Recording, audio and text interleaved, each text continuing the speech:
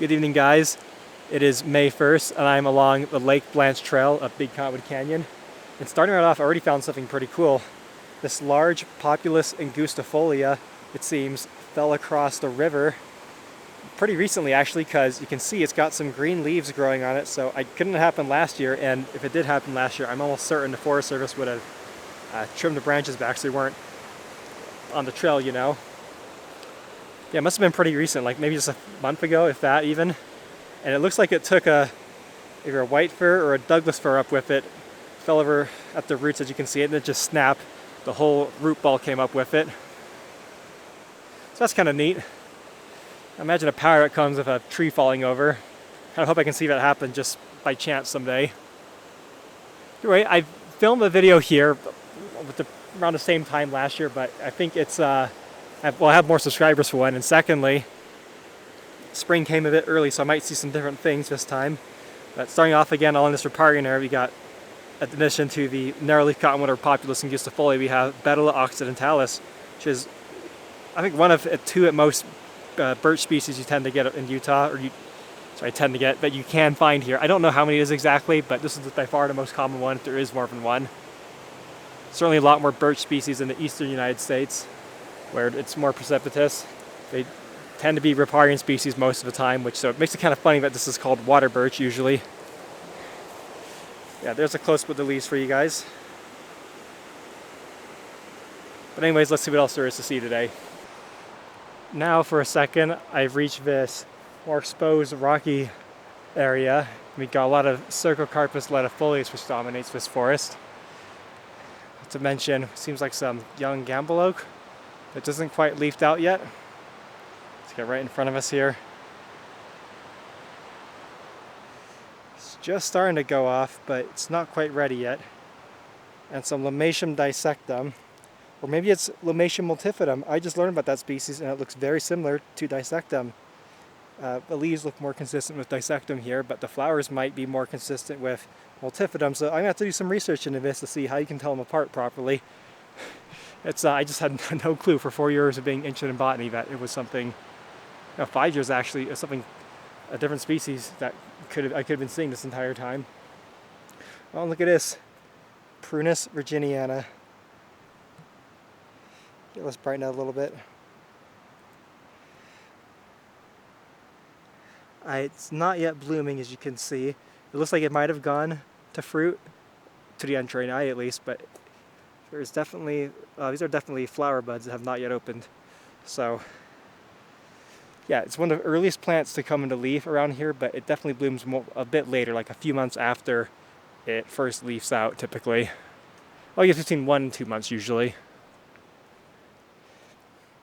Oh, I think this might be Senecio integerrimus, perhaps. The most common Senecio species you see at like mid to lower elevations in the mountains here. Senecio sera seems to be dominant from mid to higher elevations, and it's a much taller plant. Now, one of the things I was really hoping to see here, and I appear to have found, if I can just step back for a second, is these weird galls on the Cercocarpus. I'm not able to zoom in very well, but I'm really curious what that thing is. I'm going to try and see if I can get a good close-up for INAT. I can put a picture up on this video too, because I really want to figure out what that is. Because I looked up Cercocarpus ledifolius galls when I first saw this last year, and I couldn't really find any good information on them. So it makes me a little bit curious. Is it a wasp? Is it a fly? I mean, most likely it's a wasp, but how can you know for sure? And I was able to find, I thought I'd find information on one species of Cercocarpus gall wasp I described in the 50s, but almost nothing actually about it, including the actual description, just the fact that it was described then. The Acer grandidentatum's coming up nicely though here, just to completely change the subject. Okay, I just round the bend where you can really get the first view of the mountains like this. And I'm quite happy to see there's still a lot of snow. I mean, it's only May 1st, but we might have snow or snowpack for a bit longer than I would have presumed. Then again, it's impossible to tell just exactly how deep it is. But I certainly won't be able to hike to the top of Lake Blanche today, not just because it's already kind of late, like almost 7 o'clock. That being said, I don't mean to downplay at all the sort of severity of drought we might be facing. And Lake Powell's certainly going to have a very hard time, as well as the rest of our reservoirs in the Great Salt Lake. But the super quick melt that we had in March and early April has definitely slowed down a lot recently.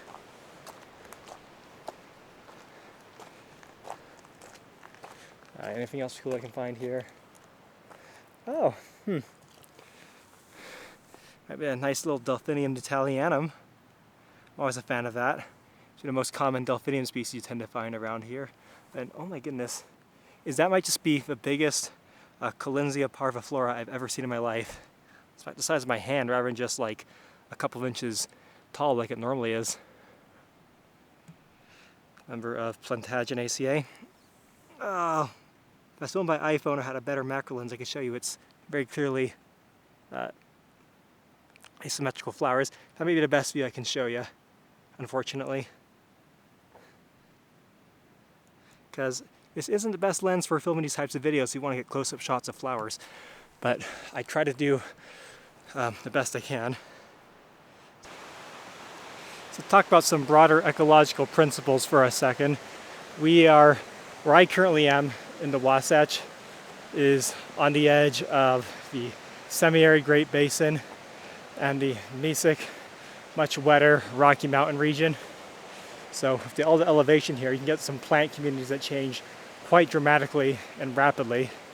That's why first we got riparian, then we had that sort of arid exposed Cercocarpus forest, and slowly I'm getting into this conifer forest on the span of a couple of miles. I mean, there's a lot of places like this on Earth, but places like this tend to be higher in biodiversity, at least in very short distances, which is always an interesting thing.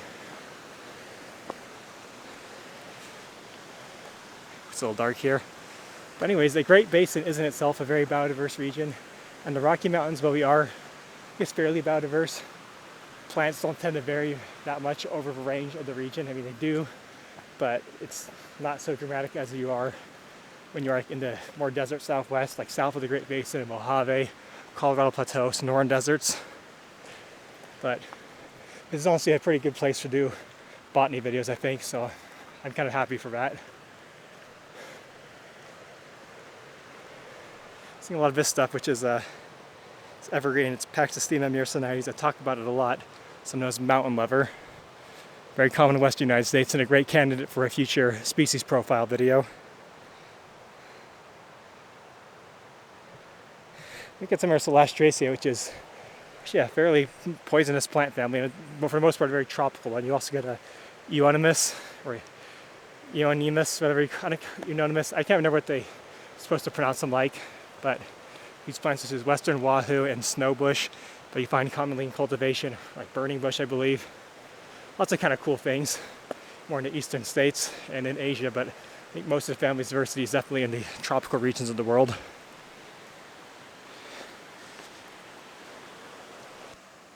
Here we got a pretty common parasitic fungi you can find in these mountains. This is the Botryon borbosum, also known as black knot. Well, there might be a more appropriate scientific name for it now, I can't remember. It's a sort of black thing, pretty easy why it's called black knot, you can find on branches of members of the genus Prunus. So around here, natively only Prunus virginiana, which can be a pretty annoying pest. Like, it doesn't kill the whole plant, but it definitely kills the branch that it's growing on. And if you ever see it, give it a squeeze, because it really can just illustrate why some fungi are considered to be inedible. That one is so hard and dense, it'd be almost like chewing on balsa wood. I mean, even aside the fact it looks like a turd stuck on a stick, you definitely wouldn't want to eat it. And what's a nicer sight than seeing the ground covered in Fragaria vesca, the two native strawberry species you can find around here. I'd never actually tried wild strawberries before. Heard it can be quite nice. I mean, I think that's part of the reason why I've never seen them. The fruit always gets picked before I can get a chance to try them out. It's got some snowberries growing here. Couldn't tell if it's Symphocarpus rotundifolius or Symphocarpus aureophilus. But they're two tricky species to tell apart, and I'm really not sure how to do it. but you can also find them both commonly in Utah. Definitely a sign that we're getting higher in elevation, to cooler altitudes. I might see some snow if I stay at this long enough. We'll see.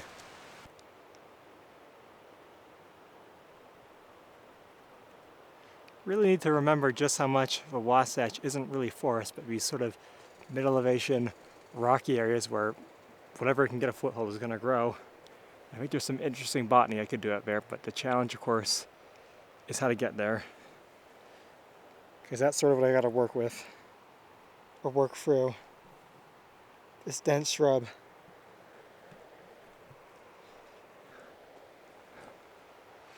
I'd be really happy if I ever get a chance to do it. 7:37 right now, I'm heading down.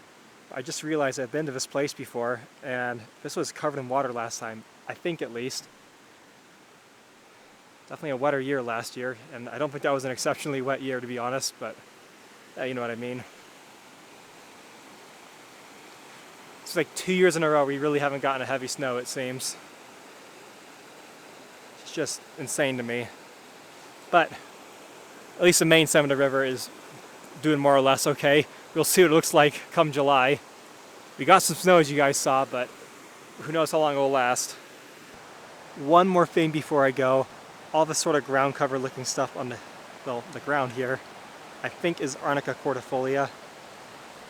Arnica you see pretty commonly at lower elevations here, but also at higher ones. As the name cordifolia implies. Well, you might not know what it means, but the leaves are heart-shaped. So you see something like cordifolia, or the name cordate, that's what it's referring to, the shape of a heart. A little bit spade shape.